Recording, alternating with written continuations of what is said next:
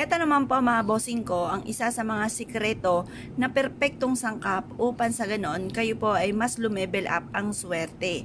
Para magkaroon ng malaking benta araw-araw, kayo po ay laging buenas. Mapapasin nyo na po naman po yan na kung dati-rate kayo po ay paborito ng kamalasan, ito naman ay maaaring ma-reverse ang lahat ng mga nagaganap. Maaaring instant na kamalasan, puro kaswertehan naman ang darating. Ngayon pa mga bossing, ganito lamang po ang inyo pong gagawin sa pamamagitan ng bigas na ito upang masigit na maging masagana ang inyo pong pamumuhay. Subukan nyo po itong gawin sa pamamagitan ng barya at bigas na perpektong sangkap mga bossing. Hugasan nyo muna mga bossing ko ang inyo pong barya. Ang ginamit ko pong barya dito ay 5 piso na bagong-bago kasi ang 5 mga bossing ko ay maswerteng numero. Tapos yung 2 piso parang ito ay lumalabas na 7 pesos kasi swerte rin ang numerong 7. Ganon din po mga bossing ko ang 3 bilang ng bawat barya. Kaya yan ang aking ginamit. Kaya kung gusto yung gayahin nyo rin po yan. Yan po isa sa mga sikreto na perpektong sangkap upang sa ganon mas lumevel up ang swerte. Tapos ito naman yung kasaganahan po natin ng ating bigas mga bossing. Nasa pulay ginagamit pagdating sa usapin ng mga pampaswerte. Harap ka sa gawing silangan ng mga bandang 6:30 or kaya po'y alas 7. Matatapos ang mga pampaswerte po natin hanggang alas 8 lamang po ng umaga. Ibibilad nyo po ito sa liwanag ng sinag ng araw.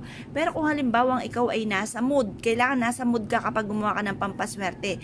Kung ikaw ay tinatamad, parang may toyo ka, parang wala ka sa mood, huwag kang gagawa ng pampaswerte dahil hindi rin matutupad kung ano man ang inyo pong iwi-wish po dito. At pagkatapos mga bossing ko ay mas mainam na ito po mga bossing ko ay gamitin po natin na sangkap upang sa ganun bukod sa ating sipag at tiyaga at pananalig sa mahal na Panginoon para makamit natin ang ating mga pinapangarap. Ang wish po ay ganito, mga wishes natin. Direct to the point, huwag kang gagamit ng sana. Sabihin nyo po, sa pamamagitan ng pampaswerteng ito, araw-araw ako na magkakaroon ng napakaraming benta. At syempre sa katayuan ko mga bossing ko, pampaswerte ang aking pong mga binibenta. Kaya, kumbaga ang aking pong kahilingan din ay lahat ng mga bossing ko na mag-a-avail sa amin ay yumamat maging matagumpay, maligtas sa anumang kapahamakan. Lagi ko rin po kayong isinasama, lalo-lalo na sa pagpapauso ko sa umaga. Lagi kong kasama ang mga bossing ko. Ngayon po, depende sa mga tinitinda po ninyo. Halimbawa, nagtitinda ka ng damit, masayahan yung customer na bibili ng damit ninyo, magandahan at bumalik po muli, yung mga ganun mga bossing.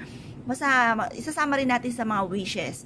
Ngayon po mga bossing, sabihin po natin magkaroon tayo ng malaking bahay, magkaroon tayo ng magagarang sasakyan, makatapos ang ating mga anak ng kolehiyo at magkaroon sila ng magandang buhay, maligtas sa anumang kapahamakan, hindi magkaroon ng karamdaman, malayo sa, yun nga po, sa lahat ng karamdaman, ay bagay hindi sila magkaroon, yung mga ganon, or kung meron man, gumaling na po sila, yung mga ganon mga bossing. Ngayon po mga bossing, basta i-wish na lahat ang gusto po ninyo na walang gamit na sana direct to the point. Pagtapos na kayo mag-wish, ibilad nyo lang ito hanggang alas 8 ng umaga. Makatapos ang alas 8 ng umaga, ay kunin nyo po ito. Pwede nyo siyang ilagay sa inyong wallet, pwede nyo rin siya ilagay sa may altar, pwede nyo isabit ito sa may main door, pwede rin naman sa may bintana, pwede nyo siya ilagay sa ilalim ng inyong pong unan, ilagay nyo po sa inyong pong bag, bitbitin kahit saan kayo magtungo. Marami kayong pwedeng paglagyan mga bossing. Ang dulot nito ay swerte. Or kaya po ilagay nyo ito sa inyong kaha, or kaya maglagay ka ng isang maraming bigas, tas lagyan nyo po ito ng mga barya. Pero ang bigas kasi mga bossing ko, kapag dinamihan ninyo at hindi nyo naman siya ginamit na pansaing, malaki po ang posibilidad na siya ay bubukbukin. Kaya konti lamang po ang ilalagay na bigas. Or kaya, hugasang mabuti kada buwan, paltan nyo na po ang bigas po ninyo, hugasang mabuti at isaing pa kasi masama ang nagtatapon ng grasya. Ngayon po mga bossing ko kayo pinaniwala at nais po itong gawin mga bossing. At siya mga bossing ko, good luck po sa iyo po lahat.